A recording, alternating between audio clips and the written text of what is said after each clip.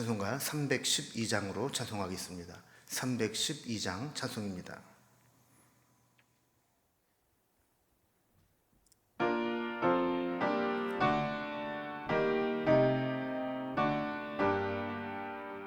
너 하나님께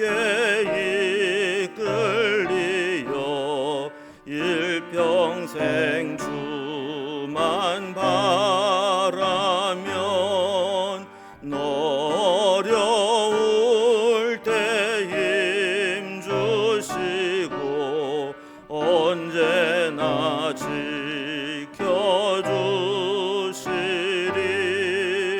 주 크신 사랑 믿는 자 그 반석 위에 서리라. 너 설레는 맘 가다듬고 희망 중 기다리면서 그네로 신 주의 뜻과 사랑에 만족하여라. 우리를 불러주신 주 마음에 소원하신다. 주 찬양하고 기도하며 내 본분 힘써 다하라. 주 약속하신 모든 은혜 내게서 이루어지리라. 참되고 의지하는 자 주께서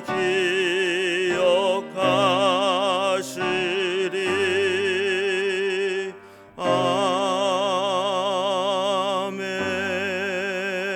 아멘. 오늘 함께 나눌 하나님 말씀은 구약성경 여호수아서 6장 8절에서 마지막 27절까지 말씀입니다. 여호수아서 6장 8절에서 27절까지 말씀을 제가 봉독하겠습니다. 여호수아가 백성에게 이르기를 마침에 제사장 일곱은 양각 나팔 일곱을 잡고 여호와 앞에서 나아가며 나팔을 불고 여호와의 언약궤는 그 뒤를 따르며 그 무장한 자들은 나팔 부는 제사장들 앞에서 행진하며 후군은 궤 뒤를 따르고 제사장들은 나팔을 불며 행진하더라. 여호수아가 백성에게 명령하여 이르되 너희는 외치지 말며 너희 음성을 들리게 하지 말며 너희 입에서 아무 말도 내지 말라. 그리하다가 내가 너희에게 명령하여 외치라 하는 날에 외칠지니라 하고 여호와의 궤가 그 성을 한 번 돌게 하고 그들이 진영으로 돌아와 진영에서 자니라. 또 여호수아가 아침에 일찍 일어나니 제사장들이 여호와의 궤를 메고 제사장 일곱은 양각 나팔 일곱을 잡고 여호와의 궤 앞에서 계속 행진하며 나팔을 불고 무장한 자들은 그 앞에 행진하며 후군은 여호와의 궤 뒤를 따르고 제사장들은 나팔을 불며 행진하니라. 그 둘째 날에도 그 성을 한 번 돌고 진영으로 돌아오니라. 엿새 동안을 이같이 행하니라.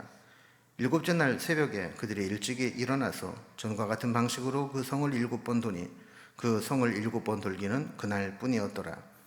7번째 제사장들이 나팔을 불 때에 여호수아가 백성에게 이르되 외치라. 여호와께서 너희에게 이 성을 주셨느니라. 이 성과 그 가운데 있는 모든 것은 여호와께 온전히 바치되 기생 라합과 그 집에 동거하는 자는 모두 살려주라. 이는 우리가 보낸 사자들을 그가 숨겨 주었음이니라. 너희는 온전히 바치고 그 바친 것 중에서 어떤 것이든지 취하여 너희가 이스라엘 진영으로 바치는 것이 되게 하여 고통을 당하게 되지 않도록 오직 너희는 그 바친 물건에 손대지 말라. 은금과 동철 기구들은 다 여호와께 구별될 것이니 그것을 여호와의 곳간에 드릴지니라 하니라. 이에 백성은 외치고 제사장들은 나팔을 불매 백성이 나팔 소리를 들을 때 크게 소리질러 외치니 성벽이 무너져 내린지라. 백성이 각기 앞으로 나아가 그 성에 들어가서 그 성을 점령하고 그 성 안에 있는 모든 것을 온전히 바치되 남녀노소와 소와 양과 나귀를 칼날로 멸하니라. 여호수아가 그 땅을 정탐한 두 사람에게 이르되 그 기생의 집으로 들어가서 너희가 그 여인에게 맹세한 대로 그와 그에게 속한 모든 것을 이끌어내라 하며 정탐한 젊은이들이 들어가서 라합과 그의 부모와 그의 형제와 그에게 속한 모든 것을 이끌어내고 또 그의 친족도 다 이끌어내어 그들을 이스라엘의 진영 밖에 두고 무리가 그 성과 그 가운데에 있는 모든 것을 불로 사르고 은금과 동철 기구는 여호와의 집 곳간에 두었더라.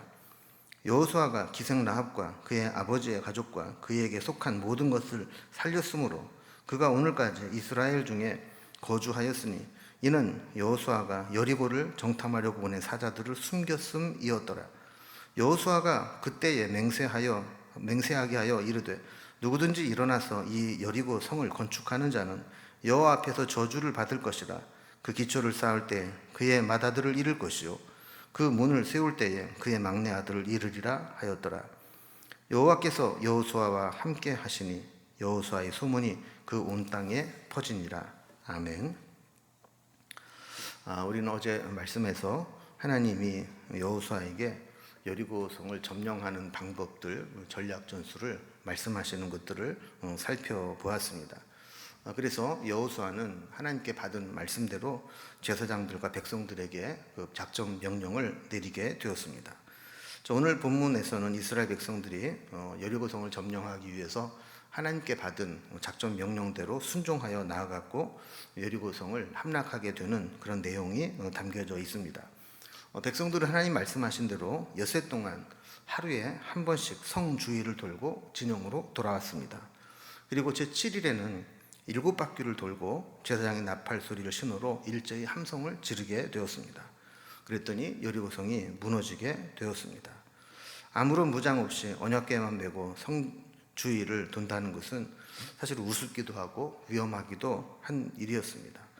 또 할례받은 상처가 얼마나 나았는지는 모르지만 다 낫지 않았다면 불편한 모습으로 걷는 모습도 우스웠을 것이고 또 이렇게 무방비 상태로 돌게 될 때 성 위에 있는 여리고 사람들이 화살 같은 것으로 공격을 해온다면 엄청난 피해를 입을 수도 있는 상황입니다. 그러나 이스라엘 백성들은 하나님께서 명령하신 대로 순종했습니다. 그리고 또 한 가지 마지막 부분에 보면 이 정탐꾼을 숨겨두었던 라합의 집에 숨어있던 자들을 언약한 대로 다 살려주게 됩니다. 그들을 다 이끌어내서 이스라엘 진영 바깥으로 피신을 시키고 그리고 나서 그 성을 점령하게 되는 것이죠. 자, 이런 내용으로 오늘 본문을 좀 살펴보면 단락절로 좀 구분을 해보겠습니다. 먼저 8절에서 16절까지는 여리고성을 행진해서 무너뜨리는 말씀하신 작전 명령대로 그대로 시행하는 장면이 나오게 됩니다. 17절에서 21절까지는 여리고성을 온전히 점령한 후에 그 성을 온전히 멸하라는 명령을 받게 됩니다. 그리고 22절에서 27절까지는 라합과 언약을 맺은 것처럼 붉은 줄을 매어 달아놓은 이 라합의 집에 있는 사람들을 다 구원해주는 장면이 기록되어 있습니다. 자, 그러면 이제 단락별로 살펴본다. 첫 번째 단락입니다. 여리고성에 주신 작전 명령대로 여리고성으로 행진하여 결국 그 성을 무너뜨리는 내용이 나오게 됩니다. 자, 이렇게 준비한 여리고 정복 전쟁에 나섭니다. 행진하는 이제 순서들을 정해주는데 8절과 9절을 보면 양각 나팔을 부는 7 제사장이 있고 그 뒤에 언약궤를 이어서 가게 했습니다. 그리고 그 뒤에는 백성들이 이제 뒤따르게 했습니다. 9절 뒤에 보면 백성들 중에 무장한 자들이 양각 나팔 부는 제사장 앞으로 가게 했다 그랬습니다. 그러니까 어떻게 보면 맨 앞에 무장한 군사들이 가게 했던 거죠. 성경학자들은 맨 앞서 나간 무장한 이 군사들은 아마도 요단 동편을 차지한 므낫세 갓 루벤 지파의 군인이었을 것으로 추정하고 있습니다. 어쨌든 이렇게 그 무장한 군인들이 앞에 가고 그 다음에 양강나팔 부는 제사장, 또 언약궤, 그리고 백성들, 이런 순서로 이제 여리고성을 돌아오게 되는 겁니다. 10절에 보면 여리고성을 도는데 지침을 줍니다. 특별히 여기 보면 너희는 외치지 말며 너희 음성을 들리게 하지 말라. 너희 입에서 아무 말도 내지 말라. 그랬습니다. 한마디로 하나님이 명령하시기 전까지는 그 성을 돌 때 절대 침묵하고 그 어떤 소리도 내지 말고 그냥 묵묵히 걸어오라는 겁니다. 침묵을 하는데 이제 앞으로 하나님의 작전 명령을 들어야 했기 때문이기도 하고, 또 한편으로는 만약에 이렇게 말을 허용을 하게 되면 사람들이 이 불신앙적인 이야기를 할 수 있습니다. 이거 굳이 이렇게 돌아야 돼? 이러다가 만약에 성문이 열리고 공격하면 어떻게 되는 거야? 뭐 이러면서 원망하고 불신앙적인 이야기를 할 수 있기 때문에 그런 소리들을 완전히 차단하기 위함이었죠. 11절에 보면 여호와의 교회가 그 성을 한 번 돌게 하고 또 그들이 진영으로 돌아와서 하룻밤을 자게 합니다. 이렇게 엿새 동안 길갈에서 출발해서 또 여리고성을 매일 한 바퀴씩 돌고 진영으로 돌아오게 됩니다. 12절에 보면 여호수아가 아침에 일찍 일어나 제사장들이 여호와의 궤를 메고, 13절에 보면 말씀하신 대로 제사장 7이 양강나팔을 잡고 계속 불면서 앞서 행진하고 또 뒤에서 군인들이 위치해서 돌게 했습니다. 14절 보면 이렇게 말씀하신 대로 엿새 동안 매일 이렇게 반복해서 돌고 진영으로 돌아오게 했습니다. 자, 그러다가 7째 날이 되면 엿새 동안과 좀 다르게 돌게 합니다. 15절에 보면 7째 날에는 7번을 돌라. 그래서 7번 도는 것은 그날뿐이다. 그랬습니다. 전과 같은 방식으로 그 성을 7번 돌았다는 것은 그들이 어떤 소리도 내지 말고 말도 하지 않고 침묵하며 돌라는 것입니다.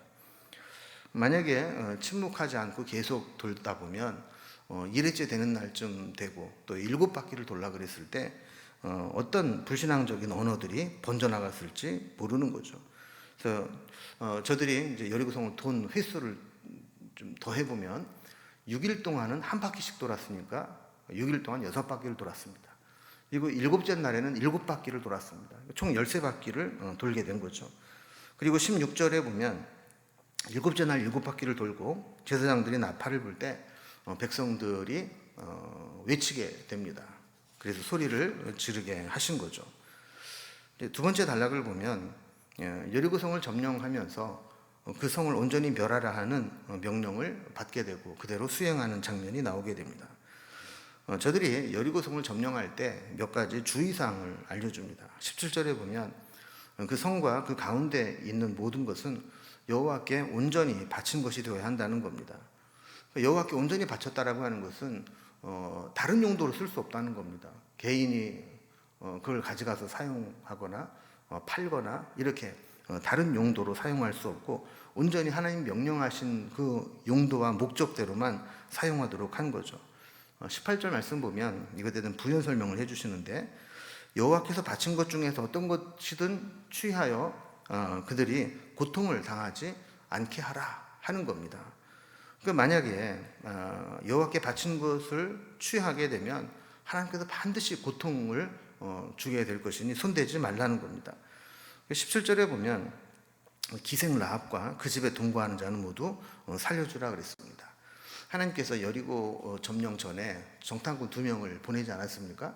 근데 그때 사람들에게 발각이 돼서 죽을 뻔했는데 라합의 집으로 들어가 숨었고 라합이 이 2 사람을 살려주었습니다. 그리고 그 성의 형편을 알려주면서 한 가지 이 언약을 맺게 되죠.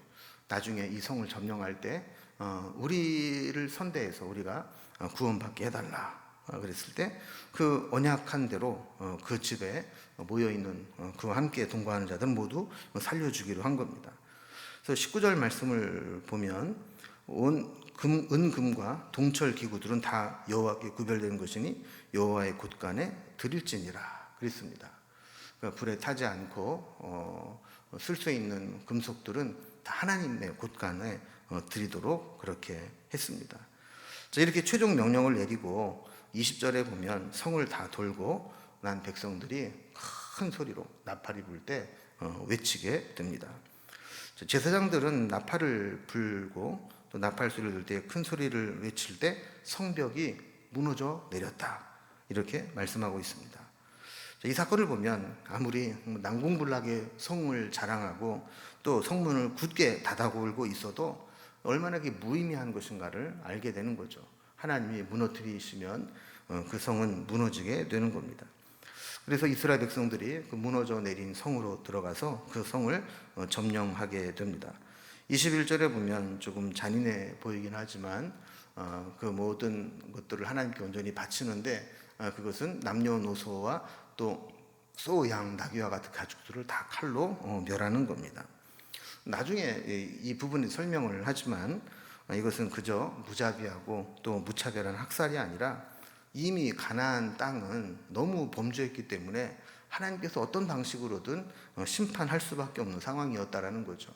그래서 하나님이 이스라엘 백성들을 통해서 그들을 심판하시는 것이라고 설명을 하고 있습니다.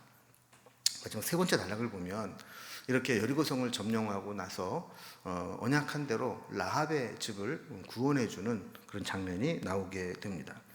자, 22절을 보면 여리고성의 정탐꾼으로 들어왔던 두 사람에게 여호수아가 특별한 명령을 내리게 됩니다.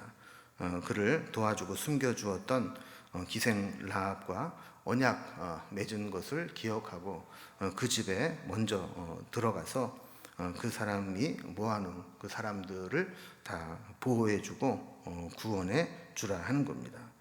또 여리고성이 또 무너져 내릴 때 라합의 집에 있었던 저 성벽은 무너져 내리지 않았던 것 같습니다. 그래서 그곳에 잘 숨어 있을 수 있었던 것이죠. 또 23절에 보면 정탐꾼으로 갔던 젊은이들이 먼저 들어가서 라합과 또 그의 부모와 그의 형제와 그에게 속한 모든 것을 이끌어내고 그의 친척도 다 이끌어냈다 그럽니다. 그래서 그들을 여리고성에서 다 이끌어와서 이스라엘 진영 바깥으로 피신을 시키게 되는 것이죠. 자, 그리고 난 다음에 심판을 진행하도록 했습니다. 24절에 보면 라합의 식구들 외에는 모두 다 불사르고 또 은금 동철은 여호와의 곳간에 두게 했습니다. 그리고 25절 말씀대로 여호수아가 명령한 대로 라합과 그의 집에 속한 자들은 다 구원을 받게 된 것이죠. 26절에 보면 여리고성 재건을 금지하는 말씀이 나오게 됩니다. 이후에라도 누구든지 이 무너진 여리고성을 재건하게 된다면 그는 하나님 앞에서 저주를 받게 될 것이다 하는 겁니다. 이 저주의 내용은 그 성의 기초를 쌓을 때 맏아들을 잃게 될 것이고 문을 세울 때 막내 아들을 잃을 것이다 라는 겁니다. 왜 하나님께서는 여리고성 재건을 금지하셨을까? 먼저는 이 황폐한 여리고성을 보면서 교육의 장으로 삼고 싶었던 겁니다. 그래서 하나님의 능력과 은혜를 기억하기 위함이고, 또 하나는 여리고와 같이 죄악이 넘쳐나는 성읍은 하나님이 심판할 수밖에 없다라는 것을 그 폐허가 된 그것을 보면서 두고두고 교훈의 장으로 삼으려고 했던 것이죠. 또 세 번째는 이 말씀을 하시면서 누구든지 하나님의 심판으로 황폐된 성읍을 재건하는 것은 하나님의 말씀, 하나님의 공의, 하나님의 심판에 대해서 도전하는 행위로 보여지게 된다라는 겁니다. 그래서 우리는 어떤 상황에서든지 하나님 말씀에 순종하는 법을 배워야 된다라는 거죠. 27절에 보면 여호수아의 소문이 온 땅에 퍼지게 되었다라는 말씀으로 여리고성에 대한 기사가 마무리되게 됩니다. 여호와의 명성이 퍼져나가게 된 것은 여호와께서 여호수아와 함께 행하시기 때문이라고 분명히 말씀하고 있죠. 자, 이렇게 여리고성은 사실 이중으로 되어 있는 난공불락의 성이었지만 하나님께서 무너뜨리게 되면 무너지고 마는 겁니다. 어떻게 보면 우리에게도 영적인 여리고가 있습니다. 우리가 점령해야 될, 그러나 우리의 힘으로는 점령할 수 없는 그런 여리고와 같은 문제가 있다 할지라도 우리가 하나님 말씀에 순종해서 한 걸음 한 걸음 나아가게 될 때 우리 앞에 놓여 있는 여리고도 무너지게 될 줄로 믿습니다. 우리 앞에 놓여 있는 여리고가 어떤 것이든지 하나님께서 그것을 무너뜨리면 무너지는 것을 믿으며 오늘도 또 금년 한 해도 그 여리고를 무너뜨리는 믿음으로 앞으로 나아가는 저와 여러분이 될 수 있기를 주님의 이름으로 기원합니다. 기도하겠습니다. 하나님 아버지, 이스라엘 백성들이 하나님의 명령을 받아 나아갔을 때 그 명령이 비록 납득하기 힘든 것이라 할지라도 순종함으로 그대로 따랐을 때 그 초롱성과 같았던 여리고성이 무너지는 것을 살펴보았습니다. 우리 앞에 놓여있는 여리고가 어떤 것이든 우리가 믿음으로 말씀에 순종하며 나아갈 때 그 여리고가 무너지게 하여 주시옵소서. 작년까지 우리가 기도했지만 무너지지 않고 버티고 있던 여리고라 할지라도 금년에는 우리가 기도할 때 그 여리고가 무너지는 것들을 우리 두 눈으로 목도하며 확인할 수 있도록 인도해 주시옵소서. 그리고 하나님 앞에 순종하고 또 언약했던 라합의 집이 구원받은 것처럼 우리도 이 험한 세상에서 우리 하나님의 말씀대로 순종함으로 우리 주님께서 주시는 구원을 경험하는 우리 삶이 될 수 있도록 인도해 주시옵소서. 오늘도 우리 함께 하신 하나님께 감사드리며 예수님의 이름으로 기도드리옵나이다. 아멘. 각자 기도 제목들로 자유롭게 기도하시겠습니다.